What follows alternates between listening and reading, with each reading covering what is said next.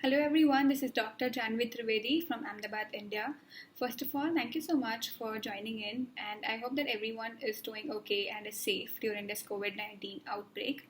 It's actually very good to see that we have such amazing conferences and they shifted it to an online platform so that we could present our research papers online. And so, kudos to the entire team for this. And thank you to the entire committee for inviting me to speak at this conference. I believe that research has an important role to play in all the fields, particularly the one like ours, and especially considering the current situation we are going through. And this actually reminds me of a quote by Carl Sagan, which says, Somewhere something incredible is waiting to be known. This quote has inspired me so much, and it actually pushes me to do more research in my field. So, the topic for today is going to be neuroinfectious diseases, and I hope that my presentation helps you give an insight on the subject. So, without any further ado, let's begin. The topic for today's session is going to be neuroinfectious diseases, the spectrum, current scenario, and the challenges we face. Why is this topic actually important? So, as we know that uh, neuroinfectious diseases actually constitute around one-sixth of the neurological consultations in primary care services worldwide. And the management of these conditions is actually a major challenge in many parts of the world, particularly the developing countries. And developing countries, in fact, have like 75% of the world population. So that way it becomes pretty important. There are certain conditions, infections, in fact, which have been emerging or re-emerging in the past few years in both developed and developing countries. We'll discuss about those in the next session, in the next part of the session. What infections actually constitute the neuroinfectious diseases? It mainly includes meningitis, HIV associated conditions, and there is HSV, HTLV, there is West Nile encephalitis, and certain emerging and re-emerging infections. We'll mainly focus on the meningitis part in this session, particularly the adult meningitis and acute part of that. Now, when we consider a CNS infection, the etiopathogenesis can be of three types. It could be either direct, which could be because of trauma or any ear or nose infection. It could be a neural cause or hematogenous spread. But I would not go into details of each of those. So, moving on to the. So, what is meningitis? Meningitis is an acute inflammation of the protective membranes covering the brain and the spinal cord, which is are actually called the meninges, and it is called the dura arachnoid in the pia mater. This is a definition. What are the pathogens that are mainly involved? It has it includes the viral, bacterial, fungal, and parasitic. Among these, the viral and the bacterial, in fact, are the majority of them, but fungal and parasitic also can cause meningitis, but they are quite rare causes of meningitis. Virus, in fact, is the most common cause of meningitis, and among the viruses, enterovirus is actually the most prevalent one. Others include herpes simplex, then there is varicella zoster, HIV, and EBV. Those were more common in the like overall. And when we come to particular causes or predisposing conditions, for example, if the host is immunocompromised, then CMV is a major cause. If the person is unvaccinated or there is incomplete vaccination course, then mumps.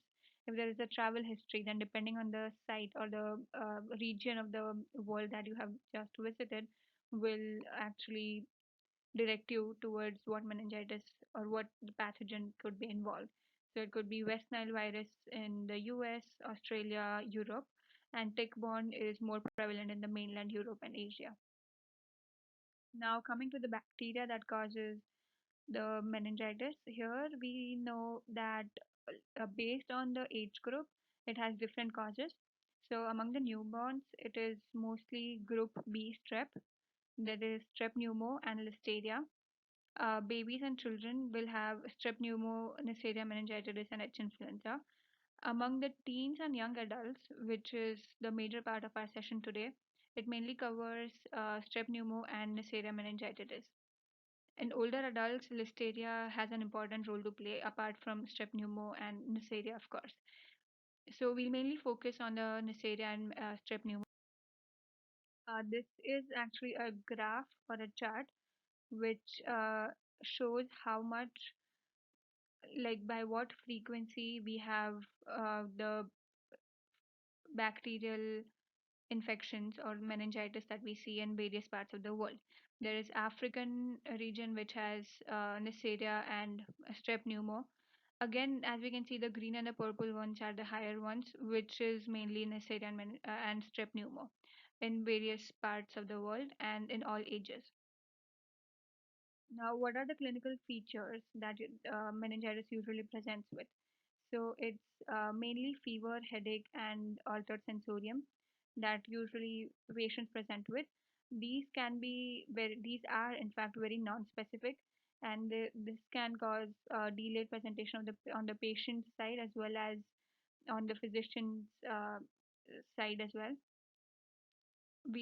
This order is in fact this list is in the order of decreasing frequency. So we see that fever, headache, altered sensorium are the most common ones, and then it could be vomiting, lack of appetite, lethargy, which are the less common clinical features or presentation.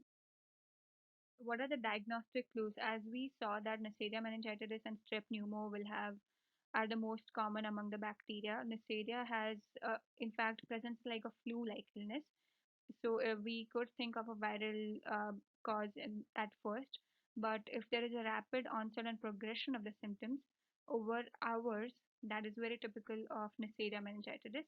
Then there is a rash which could be present. It is usually non-blanching pedicule or purpuric, but it could be blanching or not purpuric. And for strep pneumo, we see like multiple predisposing conditions that could cause. So there is otitis media, sinusitis, mastitis, and some certain immunosuppressed states in person taking medications that reduces the immune system in asplenia and in HIV patients as well, and cochlear implants. So these are some clues that we can use to diagnose bacterial meningitis. Viral usually presents as the non-specific symptoms that I discussed previously. Now coming to the physical exam findings, as we saw in the previous slide, there is fever, neck stiffness, and altered mental status. Now, as we can see here, the sensitivity is in fact very good when we consider fever, neck stiffness, and altered status all together. So, absence of all three will be 99% sensitive. So, if there's absence of all three, then you can safely rule out meningitis. And we know that Kernig's and Brudinsky signs are actually very classical for meningeal irritation. But in fact, its specific is, sensitivity is 5%, which is quite low as compared to the other classical triad components. So, and in fact, both may be absent or reduced in certain populations, which is in very young or elderly and immunocompromised and in severely depressed mental status patients. Now, when you have a patient with suspected meningitis with like features of headache, fever, and nuchal rigidity and altered mental status, what is the approach that you do? This is a table from Harrison, and I just want you to focus on this part, which is papilledema. Like when you suspect meningitis, what are the first things you look for? You look for papilledema, focal neurological deficit, if the patient is immunocompromised or not, if there is history of certain things. Now, these are actually the indications of getting a brain CT done before a lumbar puncture. So, the first thing you consider when you suspect meningitis is a lumbar puncture and blood culture. So that if these signs are absent, then you can move on to immediate blood and lumbar puncture, and based on the findings of those, on the glucose and the protein findings and the overall CSF analysis, we can decide on the treatment or the management plan. Now, if the patient already has like some of these signs, then we can move on. We can start empirical antibiotics and obtain a blood culture, but we can delay the lumbar puncture and get a head CT first. Now, on the basis of what we see on the head CT, if it's a mass lesion or if lesion is absent, and based on the other focal signs, we can move on to the different diagnosis and then approach the patient that way. Now, these indications are very important. These are the indications of us getting a CT scan before a lumbar puncture in a suspected meningitis case, and this is based on the IDSA guidelines. So there is immunosuppressed state, that is the first indication. Then if there is a seizure onset 1 week prior to of presentation, there is altered consciousness, focal neurological deficit, papilledema, and if there is history of a mass lesion, a focal CNS infection, or a stroke. These indications and only these, if they are present, you should get a CT before an LP and actually delay the lumbar puncture in a suspected meningitis case. Otherwise, there is no indication, and instead, you just have to get a lumbar puncture done. That is the first thing that comes to your head when you suspect a meningitis case, along with blood cultures, of course. Now, since we are giving so much importance to the lumbar puncture, what do you see in the CSF analysis? Here, we see that we can easily differentiate bacterial and the viral causes. Bacterial will have very high WBC count, and the viral will obviously have a higher WBC count as compared to the normal, but it will have less than 300, which is low as compared to bacterial meningitis. And in fact, viral will have a lymphocytic predominance. A bacterial infection will have a neutrophilic predominance. Even from the glucose and the protein values, we can figure out the difference. In bacterial, the protein values are higher, more than 200. In glucose, and glucose is usually less than 40. And the in viral meningitis, it's usually less than 200, the protein values, and glucose is usually normal. Fungal, you can differentiate from these two by the clear appearance and the WBC count less than 500, and it's again a very rare cause as compared to the viral and the bacterial meningitis. And those values, in fact, were not very particular, and you do not have to rely on it completely. But again, they do shift your diagnosis. I gave much importance to lumbar puncture to be done before a CT scan because in this study, which was done in UK in around June 2018, they studied a bunch of patients, and in the patients of suspected meningitis, 81% of them got a brain scan done along with a lumbar puncture. Out of those 81%, 70% were done before an LP, when in fact it was indicated only for 12% of the cases. Now, this actually shows us that in around 60% of the cases, the lumbar puncture was delayed and an unnecessary brain scan was done, which is not something you want when you are suspecting meningitis. And in fact, in UK, according to their guidelines, within the first hour of the patients with suspected meningitis, you should get a lumbar puncture done unless there are other signs and symptoms which do not allow you to do so. So what are the consequences of this? So you can say that this obviously delays the diagnosis. There is a longer stay in the hospital. This increases the burden on the patient as well as the healthcare system. If with the longer stay in the hospital, there is increased risk of hospital acquired infections and there is antibiotic resistance as well. All this definitely increases the burden on the patient as well as the healthcare system in the long run. Now, what are the complications of bacterial meningitis? When we consider meningitis, viral meningitis has usually a smooth course and has less complications as compared to the bacterial meningitis. And here there is the incidence based on the study that was performed in Ohio in 2017. Based on this study in adults, we see focal neurological deficits that are usually present in around 37 to 50% of the cases. There is seizures, hearing loss, and hemiparesis that could be present as a consequence of or as a complication of bacterial meningitis. Children usually have no sequelae, which is a good thing. So yeah, it's important for to take appropriate measures in the right time to treat bacterial meningitis. Now, these complications can be predicted, and this was based on a study in Connecticut a while back, and they actually considered three baseline clinical features. So, if the patient presents with these three clinical features like hypotension, altered mental status, and seizures, then those like on the basis of presence of these three symptoms, we can decide if the person will have the adverse any adverse outcome. An adverse outcome was defined as any in-hospital death or a neurological deficit at discharge. Now, if the patient has a low risk, which is no clinical factors at all, then there is 9% risk. And similarly, if there is high risk, which is two or three risk factors, then there is a 56% chance that the patient will have an adverse outcome. Now, based on this, what is the treatment of meningitis?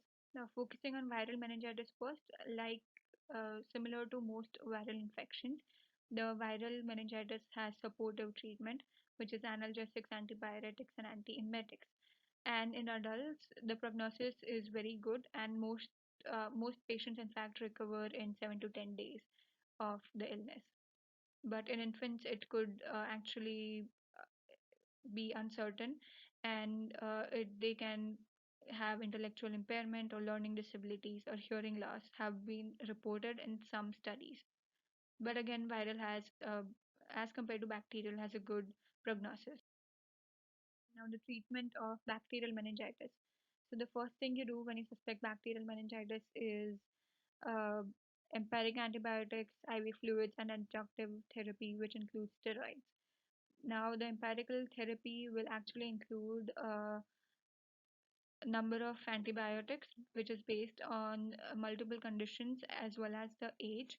With age more than 55 or with alcoholism and or any other debilitating conditions, you add ampicillin to the regular vancomycin and ceftriaxone.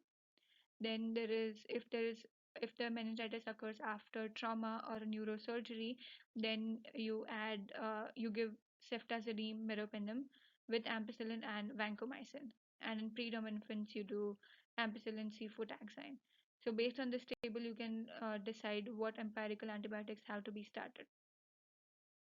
Importance of dexamethasone that should be given along with antibiotics either 20 minutes before or with antibiotics, but not after 6 hours. There is less benefit if you give the steroids after 6 hours of antimicrobial therapy.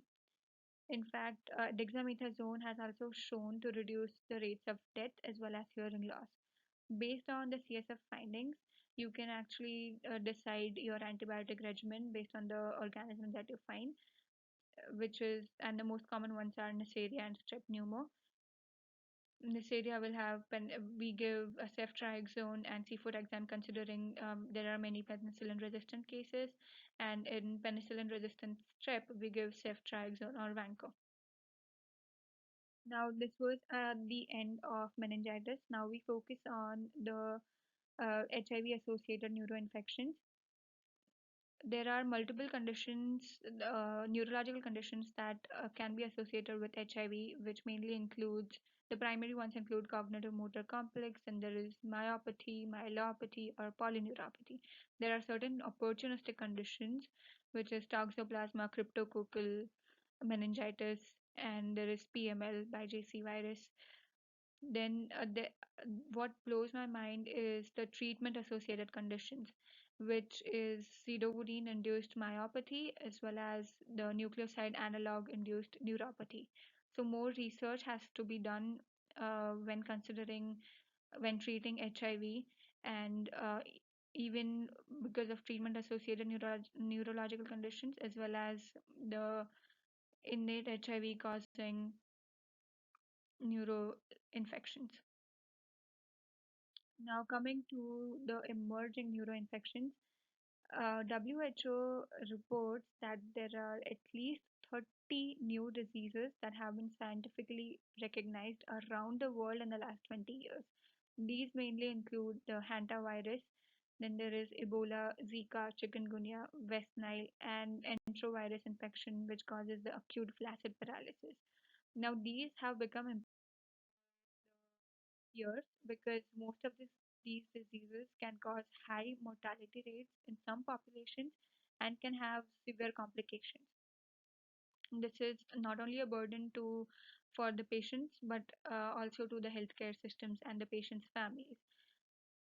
And so, more research about these conditions, their management and implementation of the research studies is actually needed to tackle such conditions in acute situations like epidemic and even otherwise in the regular day-to-day basis.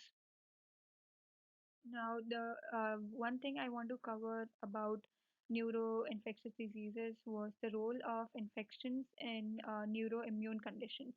Now, there are certain conditions that have been associated with uh, infection. There are certain neuroimmune conditions that have been affected or triggered by certain infections. So, as we all know, there is Guillain-Barré, there is AIDP, and transverse myelitis, which are most commonly triggered by a viral infection. It could be because of molecular mimicry.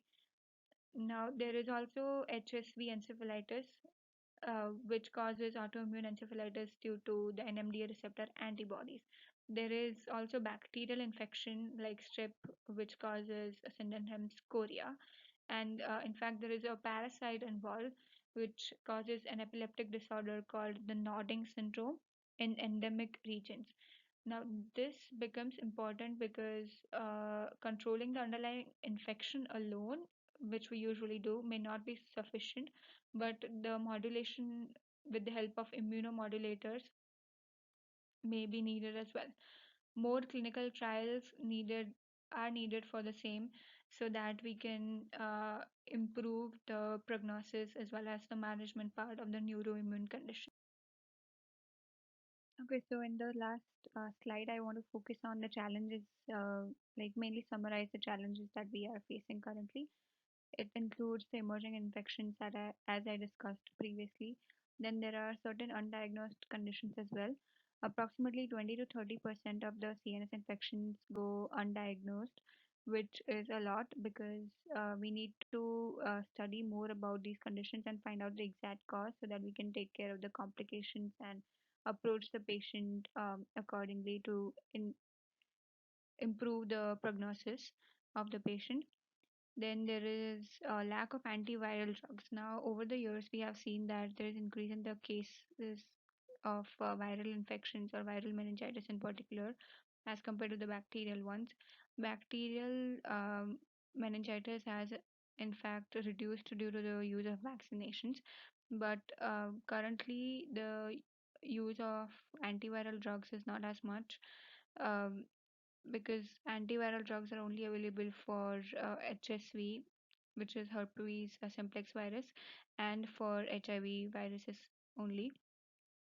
Other than that, not many antiviral drugs that are as much effective are available right now. So more clinical trials are needed to be done uh, for to prevent the complications and to treat the complications of any viral infections, even though we know that viral infections or viral meningitis in particular has a good or a better prognosis, but complications can arise in that as well, and we need more antiviral drugs for that.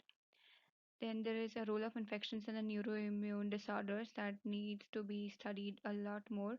Now, as I mentioned in the previous slide, then there is something like antibiotic resistance that we need to consider, which becomes important because of the use of either more antibiotics for viral infections or use of broad spectrum antibiotics that we do for most bacterial meningitis cases. And there is a challenge of delayed diagnosis as well when we do unnecessary brain scans or unnecessary lab tests in general, which could delay the diagnosis and worsen the prognosis of any condition, especially the neuroinfections. So the final message that I want to give is we need a broader vision when considering any neuroinfectious disease. Then many more research and clinical trials are needed to be done to overcome the challenges, and all this could definitely reduce the burden on the patients as well as the healthcare system. I hope my presentation helped, and there are a few references if anyone needs.